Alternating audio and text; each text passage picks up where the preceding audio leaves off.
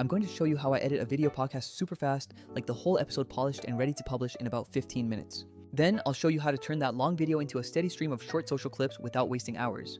I'll walk through importing footage, syncing angles, cleaning up audio, doing a quick visual pass, and adding B-roll and an intro or outro. Finally, I'll cover how I use Riverside to automatically find the best clip moments and schedule them across platforms so you don't have to babysit your content calendar. Clock's ticking, so let's get right into it. The first thing we do is import your footage. I usually record remote interviews on Riverside because it records each participant on a separate track and the quality is great. But whatever you use, like Zoom, a DSLR, or even your phone, the workflow is basically the same. If your platform can export a synced package, that's awesome. If not, no sweat, I just download the individual camera streams and bring them into Descript to do the heavy lifting of editing the long form episode. So I open a new Descript project and drag in my 3 video files for the host and 2 guests. If Descript sees synced output from Riverside, it will line them up for you automatically. Otherwise, you'll create a sequence and sync them manually, which is totally fine. A quick tip, if you ever have to sync offline footage from multiple cameras, add a pop or a clap at the start next time. That makes aligning those tracks way easier when you're putting things together later.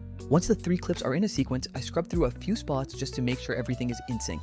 Little hiccups can happen, like people talking over each other or one camera lagging, and it's worth a quick skim so you don't chase ghosts later. Also note the layer order, because that matters when you apply layouts or templates later on. I usually put myself, the host, on the top layer since I often want control over overlays and keynote shots. Now, let's talk about audio, which is where most listeners decide whether they'll stick around or not. Because everyone was recorded separately, you can fix level imbalances and problem tracks independently for better results. I enable Descript Studio Sound for each track, which is basically one-click cleaning that reduces background noise and brings voices forward.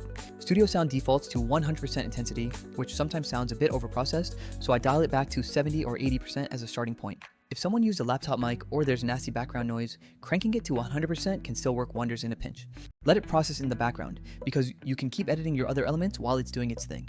Next up, I transcribe the entire sequence and then assign speaker labels to keep things clear. This transcription is the absolute backbone of a fast edit because you can see every long pause and awkward restart in text form.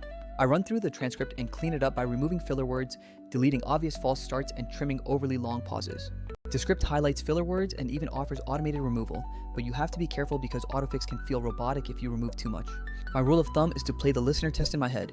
If keeping the word makes the sentence sound natural, I leave it in. If it's a long, distracting pause or a fragmented that ruins the flow, then I cut it out immediately. Sometimes guests want to rephrase an answer, so I delete the section I don't want and paste the better take right back in. If there's an interruption, like a dog barking or a door slam, it's gone from the final product. When you delete in the transcript, Descript updates the underlying audio and video edit for you automatically. If it clips too aggressively and cuts off the start of the next word, switch to the timeline view and nudge the edit handles a few frames. That timeline precision is life-saving for those small timing fixes that make a big difference in perceived quality. With the audio cleaned and the base editorial shaping done, the episode now has a clean radio edit foundation. If this were audio only, you could export and be completely done right here. But because this is a video podcast, we want visual interest like layout changes, reaction shots, and cutaways. We do this so the screen doesn't stay stuck on a boring static grid for the entire episode duration. Descript's scene templates are handy here for speeding up complex visual structuring. I'll add a scene to split the episode visually and apply a multi-person podcast template, perhaps a 3-up frame or bottom thirds. Templates automatically place each camera feed into a slot, but I still like to tweak the framing myself for perfection. Double-click a layer, use the crop tool to reframe faces, fix headroom, or maybe zoom a touch so eye lines and composition feel right. Once I get one scene tweaked the way I like it, I copy that layout and paste it to other scenes so I don't have to repeat the adjustments every time. If you don't want to use templates, you can just switch to active speaker mode and let Descript auto-switch the full screen shot to whoever is talking. It's quick and automatic and keeps the flow feeling dynamic without constant manual intervention. For moments where reactions matter, switch to a 2-up or 3-up view to really show the interaction happening. Little edits like these, a cut to a guest laughing or a quick close-up on a reaction, make the show feel more cinematic and keep viewers watching.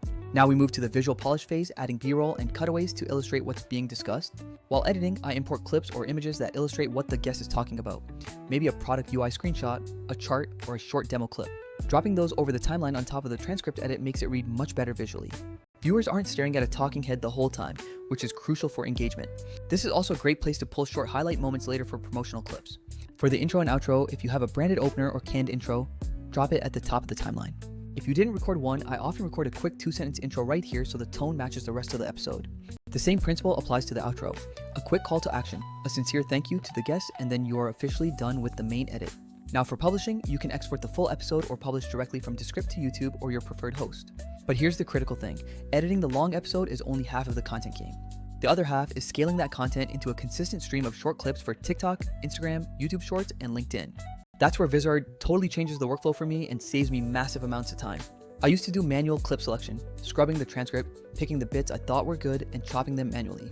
Then I'd have to tweak captions, resize for each platform, and then schedule every single post individually. It was an absolute nightmare if I wanted to post multiple times per week across all my channels.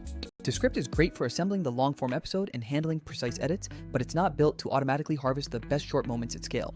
Vizard fills that exact gap by focusing purely on intelligent, short-form content extraction and deployment. Here's how I use Vizard immediately after finishing the main episode. I upload the long file or point it to the published source. Vizard's auto-editing viral clips feature then analyzes the entire thing and picks out viral-worthy snippets based on smart metrics.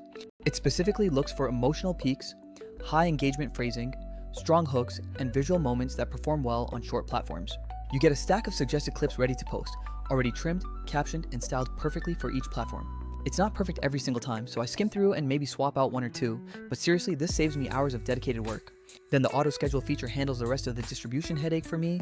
You just tell Vizard how often you want clips posted and to which accounts, and it spaces them out automatically for optimal reach. No more manual scheduling inside 5 different apps just to get your content out there. Pair that with the content calendar inside Vizard, and you get a single view of what's queued, what's posted, and what still needs review. You can drag a clip to a different date, swap captions, or replace the thumbnail without ever leaving that main dashboard. For creators who are serious about growing consistently, that workflow beats juggling a dozen separate tools every single time. Let's quickly compare that to some other solutions out there right now. A lot of clip generators are basically just fancy trimmers. They don't understand what actually goes viral on the platforms. Or they charge you per video or lock essential features behind really expensive tiers, which kills scalability. Some scheduling tools are great at publishing, but they don't create the content for you.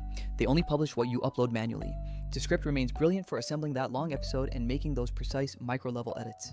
Riverside is still excellent for getting those clean, separate audio and video tracks right from the start.